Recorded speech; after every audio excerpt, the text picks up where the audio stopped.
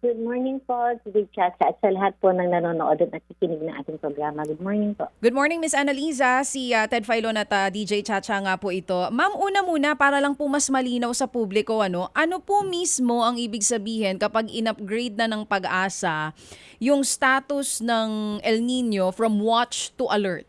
Ano po ibig sabihin nun? Apo. So, pag El Nino watch po is for you to be aware and be prepared kapag yung conditions po ay favorable for a chance of El Nino within the next 6 months, which is around 55%. And then, nag-elevate po tayo into an El Nino alert to take early action. Yun po ang ibig sabihin nun. Kung ang condition ay favorable with more than at least 70 or more chance of El Nino within the next 2 to 3 months. Ibig sabihin po, umiikli yung lead time natin sa pag-start ng El Nino potential development at tumataas po yung tsansa and dapat po tataas din po yung ating warning and yung mga response action. Yun po yung kaakibat ng tinatawag nating El Nino alert. Oo, so nabago po ito, no? Kasi naalala ko, nung una po naming makausap ang Pag-asa, ang sinasabi nila, bandang last quarter pa daw papasok itong El Nino. So ngayon po, napaaga at sure na may El Nino po talaga. Anong buwan po ito papasok, ma'am? Yes po, Miss DJ Chacha. So usually po kasi historically yung prior po, yung latter portion ng year nag-start ang El Nino, but then may mga instance po na nagsisimula po during habagat season natin and possible po potential development ay mga around June, July, August 2026 season. So nabago po siya ngayon. Ano pong dahilan nun? Dahil sa climate change? Hindi naman siya nabago. Mhm. Tumataas lang yung probability. Ah, Hindi siya nababago, tumataas lang yung probability. So tinitingnan natin yung posibilidad na nung time na yon, medyo mataas ang possibility by end of the year. Pero mas tumaas ang chances na nitong June, July, August. But still, yung end of the year ay El Nino na kung possible po na mag-develop na ito. Okay. Sabi nyo nga po sa nitong mga nakaraan, 79% po yung chance na mabubuo yung El Nino. Pagsapit po yan ng June hanggang August, meron po bang indicators na dapat tignan ng tao na talagang malapit na po tayo sa El Nino? Well, ang tinitingnan po natin, ang minomonitor po ng DOST Pag-asa is yung pag-init ng temperatura ng Tropical Pacific. So yun po yung indikasyon na kapag nagkaroon ng pagbabago sa ibabaw ng dagat, ng pag-init nun, so magre-response po yun dun sa atmosphere and then yung hangin po, magdadala ito ng impact or effect sa ating climate pattern. So kapag ganito po, usually ay medyo matindi po yung ating habagat kasi po nag-e-enhance po ng habagat season lalong-lalo na po may mga bagyong nade-develop na nagre-recurve po na malapit po dito sa may eastern side ng ating Luzon area. So yun po yung posibleng magpa-enhance ng habagat and then after po ng ating habagat season, potential naman po yung mga malalakas na mga bagyo of typhoon and super typhoon category na hindi natin masasabi kung ito ay mapaminsala na dulot ng maraming ulan o posibleng wala namang ulan pero napakalakas ng hangin. And then makakaranas din tayo ng mga tinatawag nating dry spell and drought, yung merong malaking kabawasan sa tubig ulan in some areas ng ating bansa. So habang yung iba may mga ulan, yung iba naman po ay natutuyo o nababawasan ng tubig. Oo, nabanggit niyo po yung mga lugar na posible nga po nga at maapektuhan itong El Nino. Pero ma'am, ito po bang El Nino na mararanasan natin starting June, weak po ba yan o posibleng maging strong pa? At ano pong kinaibahan ng weak El Nino dun sa ayaw naman natin mangyari na strong El Nino? Opo. So it could start as a week event by June, July, August 2026. Pwedeng maka-reach ka ng moderate to strong El Nino by September, October, November season. And nandun pa rin po yung posibilidad na pwedeng maging strong to very strong by October, November, December or yung first quarter ng 2027. So ngayon po is mas mataas pa naman yung confidence natin for being moderate to strong El Nino by September, October, November po. Kapag ka po strong El Nino ang talagang dumating po dito sa ating bansa, ano pong possible effects nito? Mas matitindi pa na mga bagyo yung mararanasan po natin? Opo, historically kasi kapag merong weak, moderate or strong El Nino ay nababawasan po ang bilang ng ating bagyo. Pero yung pong mga bagyo na dumadaan sa atin is mostly ay typhoon at super typhoon category. So posibleng mabawasan yung frequency ng bagyo But then yung intensity naman po ay medyo typhoon at super typhoon category. Ibig sabihin posibleng mapaminsala po yung lakas na hangin na dulot nito. And then later po, yung mga ibang lugar, kapag wala na po yung panahon ng tag-ulan or habagat, ay posibleng namang pong maapektuhan ng mga rainfall deficit na medyo magiging significant kung ito po ay magtutuloy-tuloy or magpo-prolong siya, that might lead into dry spell and drought.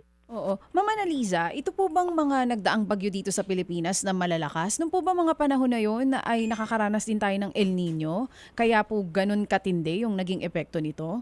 Yung mga super typhoons Well, talaga natin?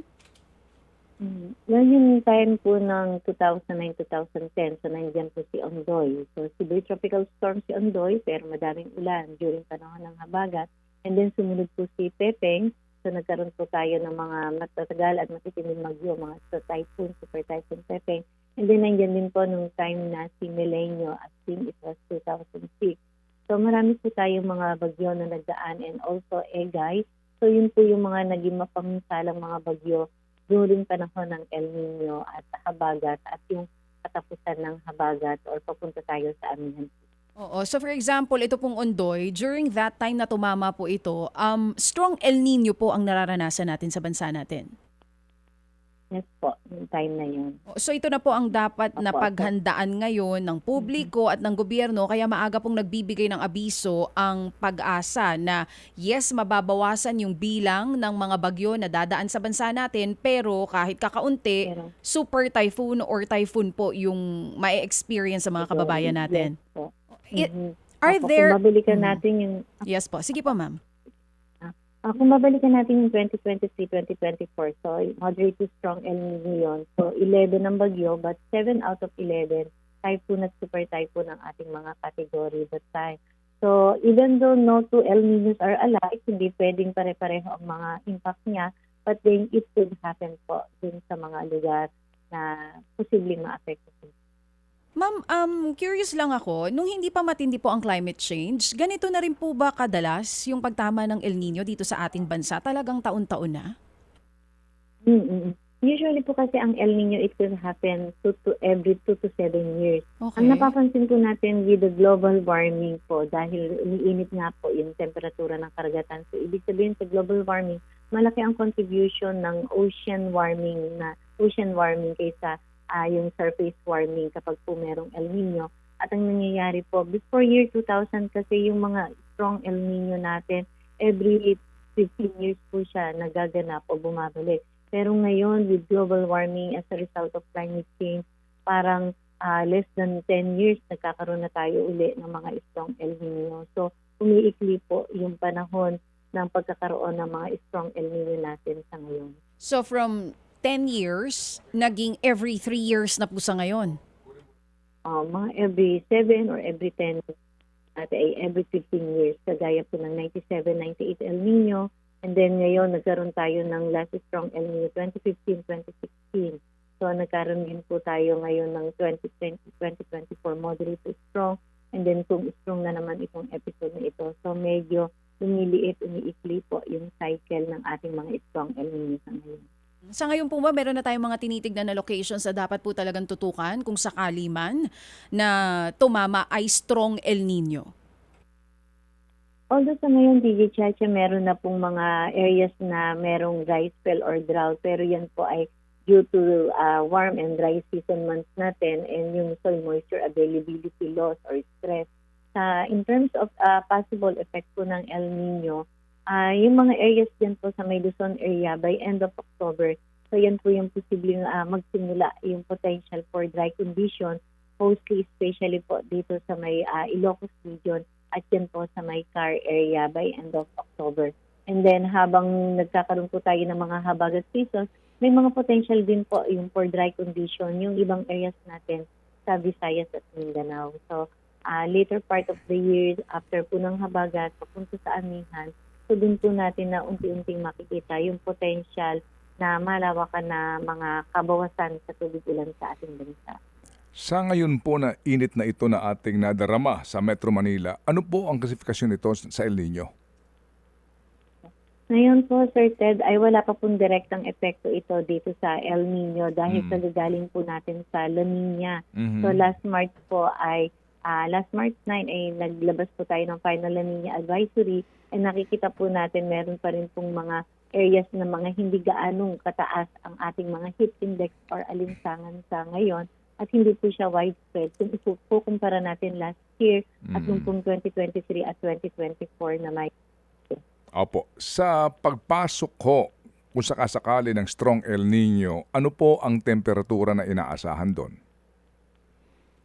Sir, well, ang makita natin, Sir Ted, sa next warm and dry season months po, kung magpo-prolong itong El Nino at maging strong, so dun po natin makikita na potential pa rin yung mga widespread na mga matataas ang temperature, yung daytime temperature at yung pong alinsangan at heat index, and magiging possible po kung may mga areas po kasi na nagkaroon ng mga record-breaking na mga temperatures na observation yung 2024 po na El Nino. So, yun po yung mga possible or potential kung sakali pong mag-prolong ito at maging strong El Nino. Sa record po ng Pag-asa, ano ang pinakamataas na temperatura at saka heat index na naramdaman sa Pilipinas at sa parte ho ng bansa sa pagkakaroon natin ng strong El Nino? Sunod po, Sir Ted, ay dyan po sa may parte ng Cagayan area noong 1942, I think, at saka 1969 po dyan sa may Tugigara sa Cagayan.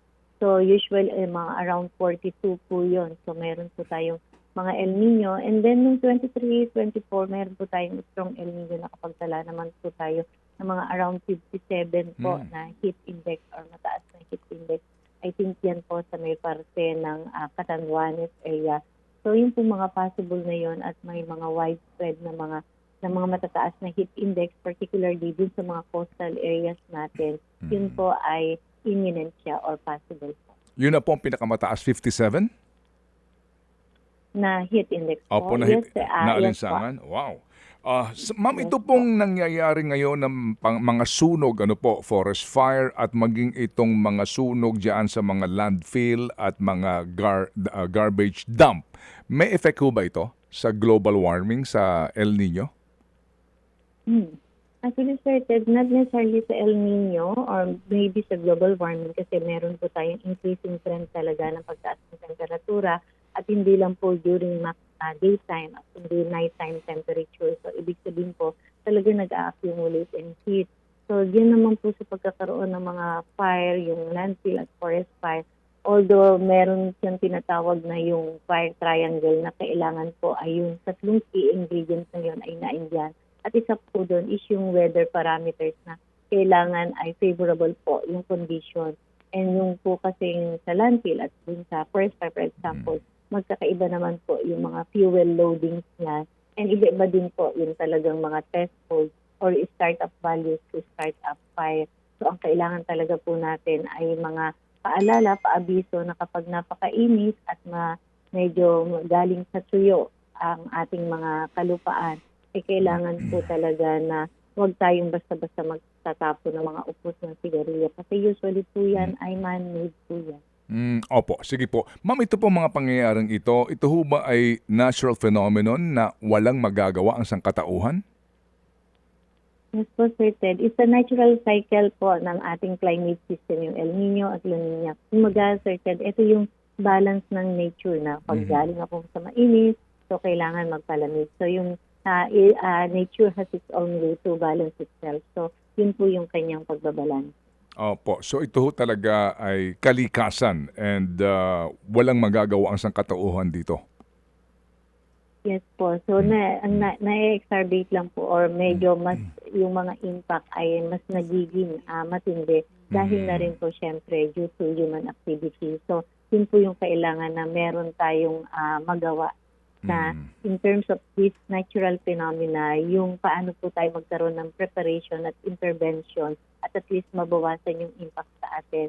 For example, kung meron mga heavy rainfall events, so kailangan iwasan po natin na maging bahain yung ating mga lugar na kung saan pwede pong gawin yun ng ating mamamayan. Opo, sige po.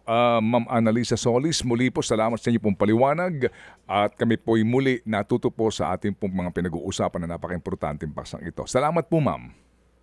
Good morning, sir. Opo, thank you. Si Ma'am Annalisa Solis ang siyang pinuno ng Climate Monitoring and Prediction Section ng DOST Pag-asa. Sa iba pang mga balita at impormasyon, sundan niyo po kami sa X, Instagram, Facebook at syempre sa TikTok, True Network PH. Mag-subscribe din po kayo sa aming YouTube channel, True Network. May website din po tayo, truenetwork.ph at pwede niyo rin po kaming mapanood sa Channel 19 ng aming True FM TV. Lagi pa rin makinig sa radyo dito po sa 105.9 True FM dahil dito, laging true sa'yo, kapatid. Dito tayo sa totoo, tunay at tapat.